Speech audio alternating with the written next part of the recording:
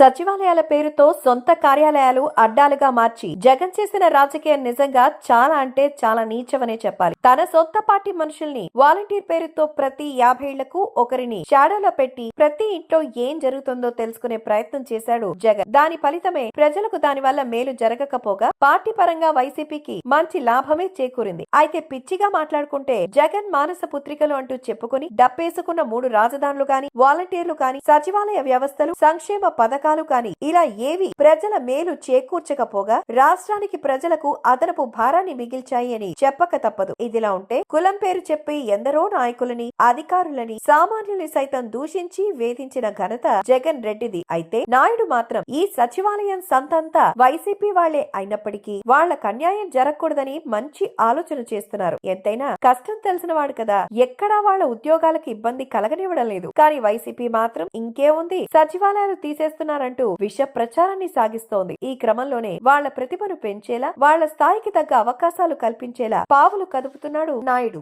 వందల కోట్ల ఖర్చుతో వాటిని ఏర్పాటు చేశారు కాబట్టి వాటిని రద్దు చేయకుండా మరింత సమర్థంగా వినియోగించుకోవాలని, ఆ క్రమంలోనే జనాభా ప్రాతిపదికన సచివాలయ సిబ్బందిని సర్దుబాటు చేయాలని, అవసరం లేని చోట ఎక్కువగా ఉన్న సిబ్బందిని, అవసరమైన చోట తక్కువ సిబ్బందితో నడుస్తున్న సచివాలయాలకు బదిలీ చేసే ఆలోచన చేస్తున్నారు. అలాగే ఉద్యోగులను టెక్నికల్, నాన్ టెక్నికల్ గా విభజించి తదనుగుణంగా వారి సేవలను అవసరమైన సచివాలయాలలో వినియోగించుకోవాలని ప్రభుత్వం నిర్ణయించింది. మంచి నిర్ణయమే. కానీ 5,000కు అలవాటు పడ్డ జీవితాలు మార్పు అనగానే ఎక్కడ ఏం జరిగిపోతుందో అని పాపం ఆ వైసీపీ మీడియా వండి వడ్డిస్తున్న వార్తలనే చూస్తూ లబోదిబో అంటూ ఏడుస్తున్నారు. ఎంతైనా వైసీపీ పెంచిన మొక్కలు కదా.